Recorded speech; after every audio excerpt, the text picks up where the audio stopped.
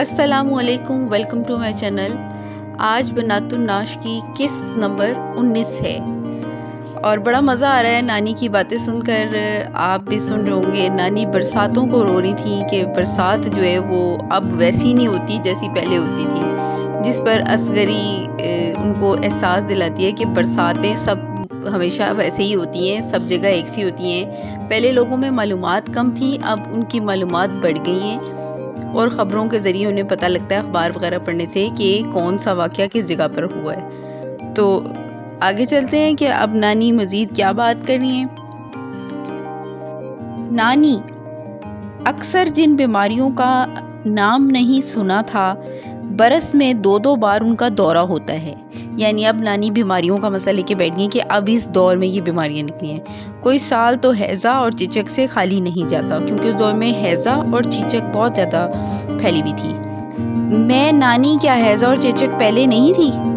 नानी हैज़ा होता था, मगर वही गिरानी, यानी तबीयत में गिरापन, जो गिरानी जो होती है, बदहज़मी के हैज़े होते थे, सो वो भी शाज़ो नादिर। अब आलमगीर वबा होती है, यानी अब ज़्यादा फैलती है। चिचक अलबत्ता पहले से चली आती है, जो आदमी के जुस्से में आया है चिचक से नहीं बचा, कब्र के अंदर तक तो निकलती है। मैं नानी, इसका तो अंग्रेज़ों ने टीका वो हकीमी इलाज निकाला है कि कभी ख़ता नहीं करता, यानी कि बड़ा ज़बरदस्त इलाज है वो। नानी, ए है आग लगे इस टीके को, मैं 5 महीने से वही दुखड़ा झेल रही हूँ। इस लड़के को और रोग है ही क्या? इसके बावे ने मेरे बेपूछे टीका लगवा दिया, आज तक मुसीबत से पनाह नहीं, यानी इसके वालिद ने। मैं दाना उठा था, यानी कि भी इसको तकलीफ शुरू हुई थी।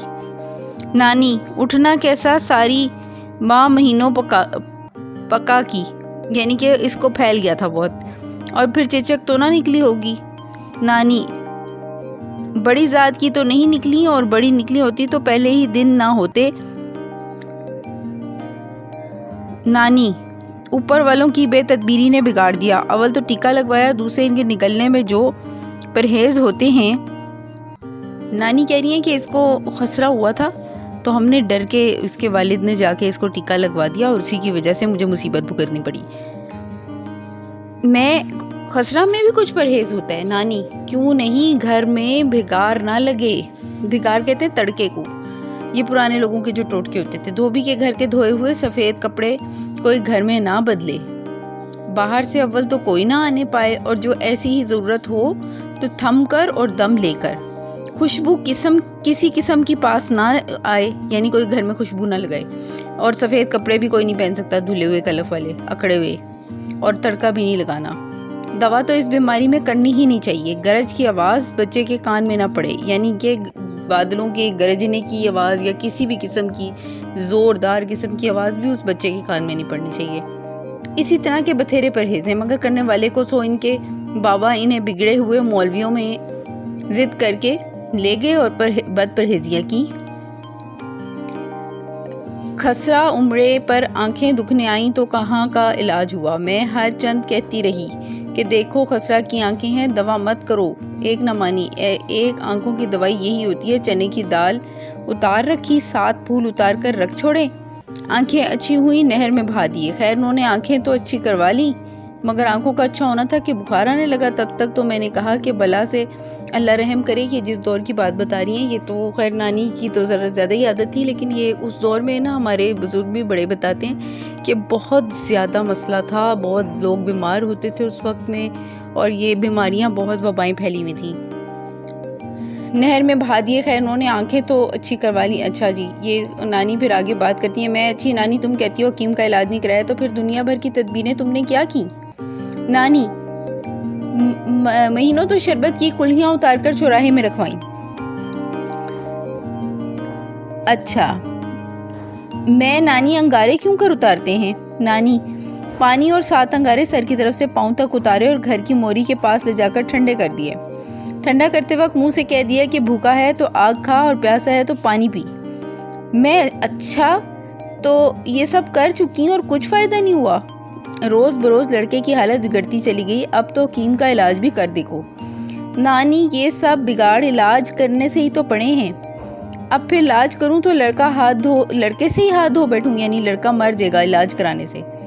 میں معلوم ہوتا ہے کہ خسرہ کی گرمی اندر بھر گئی ہے، یعنی کہ اصغری نے ان کو سمجھایا کہ اس کو بچے کو گرمی ہو گئی ہے، اس کو ٹھنڈائی نہیں پہنچی۔ نانی، اس لڑکے کی افتاد تو شروع سے ہی ہے۔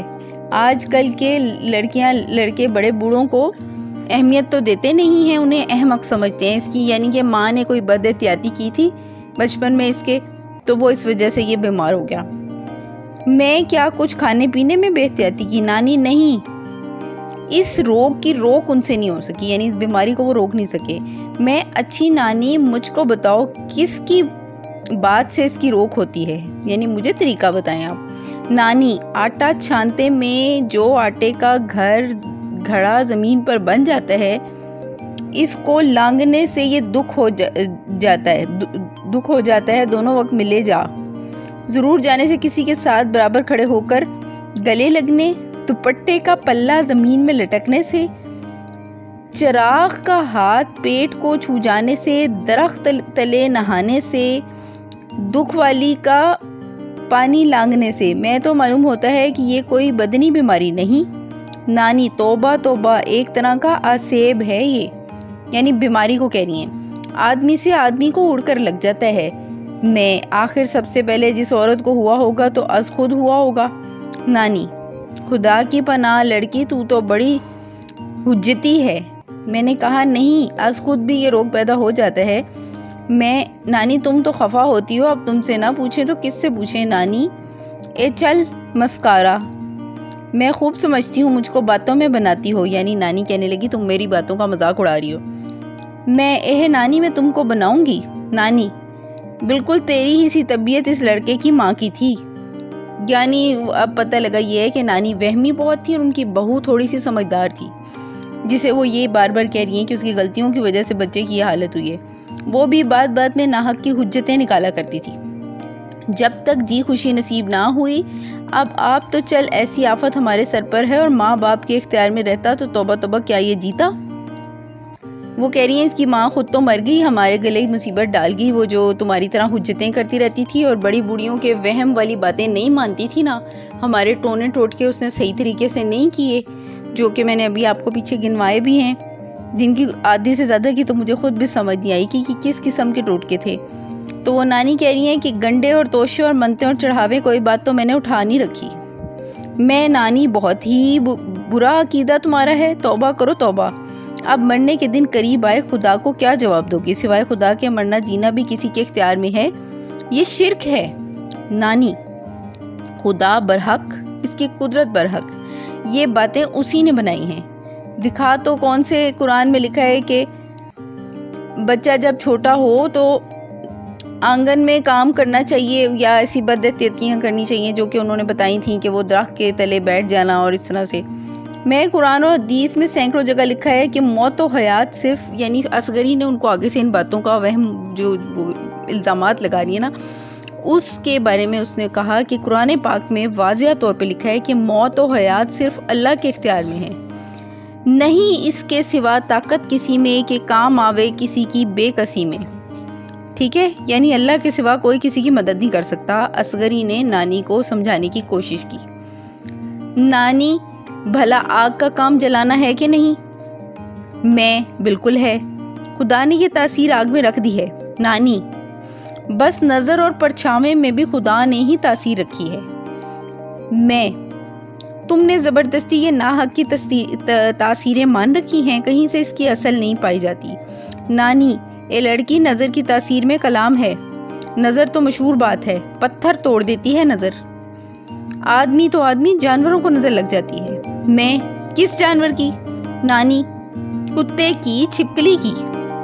یہاں پہ میں آج کی قصہ ختم کروں گی، انشاءاللہ تعالی یہ جاری رہے گا سلسلہ بنات الناش کا۔ انشاءاللہ بنات الناش کی قسط نمبر 20 کے ساتھ پھر حاضر ہوں گی، تب تک کے لیے اجازت دیجیے، اپنا بہت سا خیال رکھیے گا، اللہ حافظ۔